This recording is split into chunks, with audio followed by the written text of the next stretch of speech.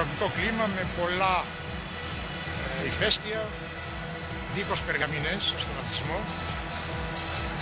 Είχε μια εμφάνιση σε μεγάλους αγώνες, στο παγκόσμιο κύπελλο του 82 στην Ισπανία, η εθνική της ομάδα. Πολλά χρόνια πολέμησε με την Ονδούρα.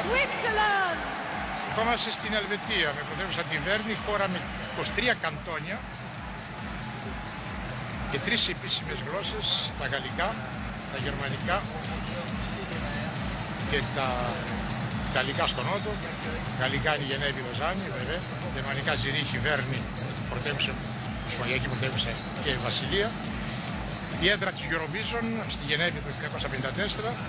Το 2000 κέρδισε 9 μετάλλια, ένα μόνο χρυσό. Πλούσια χώρα βέβαια, γνωστό γιατί. Είναι εκτός Ευρωπαϊκής Ένωσης. Και ο σημειοφόρος της είναι ο τενίστας ο Ρότζερ Φέντερερ, το νούμερο 1 στον κόσμο. Ο Ολυμπιονίκης ήταν μάλλον τέταρτος στο Σίδνεϊ, τενίστας, και έχει κερδίσει τα τελευταία 2 Wimbledon. Και μετά την Ελβετία πάμε στην Ερυθρέα, χώρα της Δυτικής Αφρικής, Ασμάρα η πρωτεύουσα. Υπήρξε για πολλά χρόνια η Ιταλική και η Βρετανική κτήση και έγινε ανεξάρτητο το 1987 η Ερυθρέα. Εστονία, μία από τις 3 πιο βόρεια χώρα από τις 3 βαλτικές χώρες, με ρίζες φιλανδο-ουγγρικές θα έλεγα. Το 40 μέχρι το 72 ανήκε στη Σοβιετική Ένωση. Το 2000 κέρδισε ένα χρυσό μετάλλιο με τον δικαθητή τον Έρκιν Νουλ, τον οποίο βλέπετε, σημειοφόρο της, πανύψηλος δικαθητής, και κέρδισε και 2 χάλκινα στο τζούντο. Η Ζάμπια, Κεντρική Αφρική, πάνω από την Νότια Αφρική. Λουσάκα η πρωτεύουσα, ένα τροπικό κλίμα, πρώην Βόρεια Ροδεσία, μετά διάσπαση της Ροδεσίας.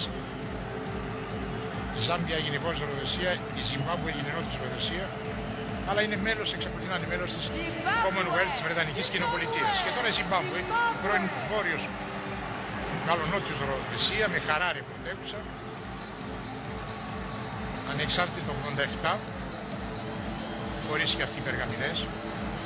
Πολλές χώρες της Αφρικής δεν έχουν πετύχει πολλά πράγματα, τουλάχιστον στα Ολυμπιακά αθλήματα τα μεγάλα, δηλαδή Στίβο, Κολύβηση, Ποδηλασία Στίβο.